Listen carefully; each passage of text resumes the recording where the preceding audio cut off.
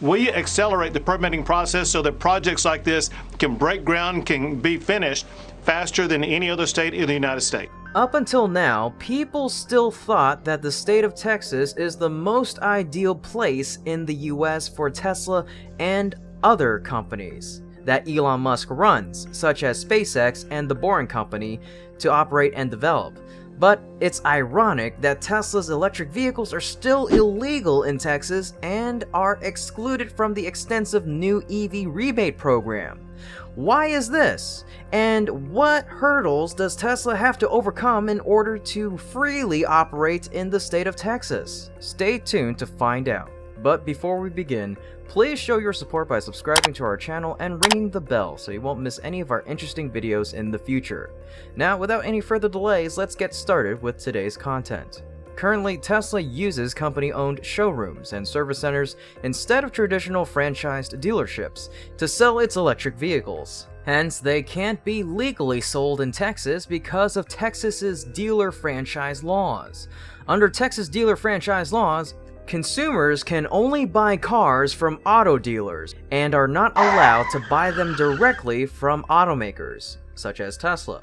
Automakers instead must sell their cars to independently owned third-party businesses that in turn sell them to Texans. Meanwhile, Tesla is creating jobs, encouraging people to move to the area, offering to help with the state's power grid, and much more. Tesla may lose a number of customers in Texas because of the inconvenience of buying Tesla cars in the state, causing a partial loss for the EV maker.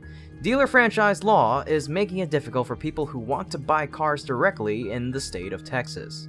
Accordingly, Texans wanting to get their hands on a Tesla can order one on the company's website, but they won't be able to place an order in any of Tesla's Texas facilities. Residents have to drive to other states to buy the Tesla or have the paperwork sent to another state for processing. The car is then shipped to one of Tesla's service centers in the state where the buyer can pick it up.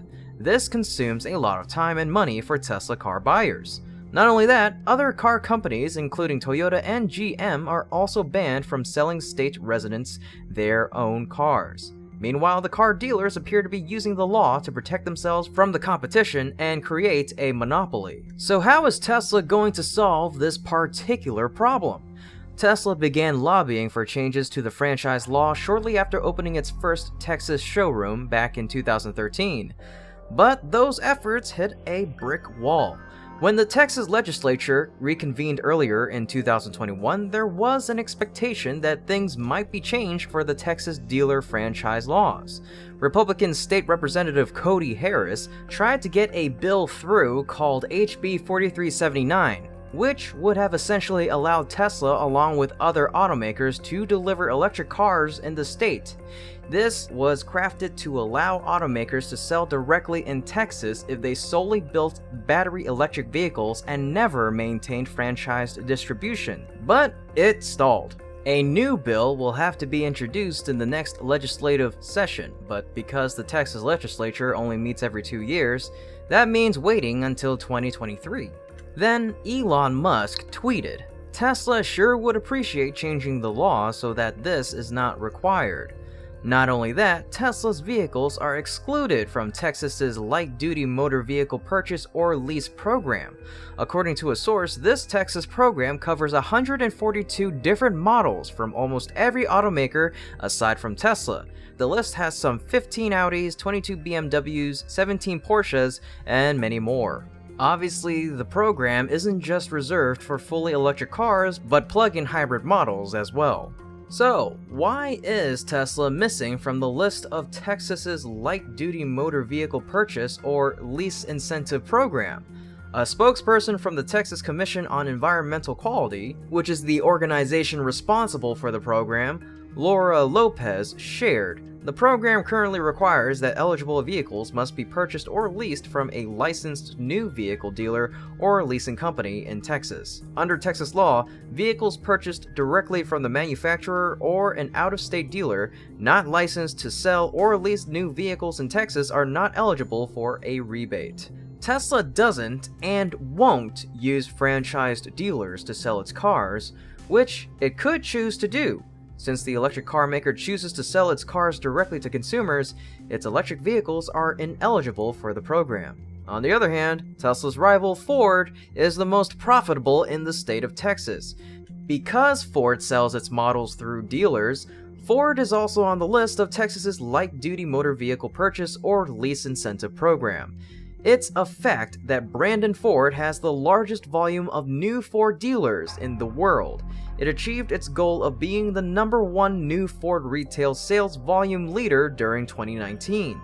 That's right, Brandon Ford, in Tampa, Florida, features more new Ford cars, trucks, and SUVs than any other Ford dealer on the planet. That impressively extensive and expansive new Ford inventory allows the dealership to offer the absolute best price on a new Ford car, truck, or SUV, no matter which new Ford model.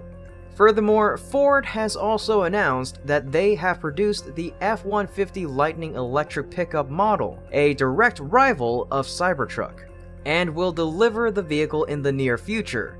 Thus, Ford was one step ahead of Tesla, whereas now Elon Musk announced that Tesla will start producing Cybertruck in 2023.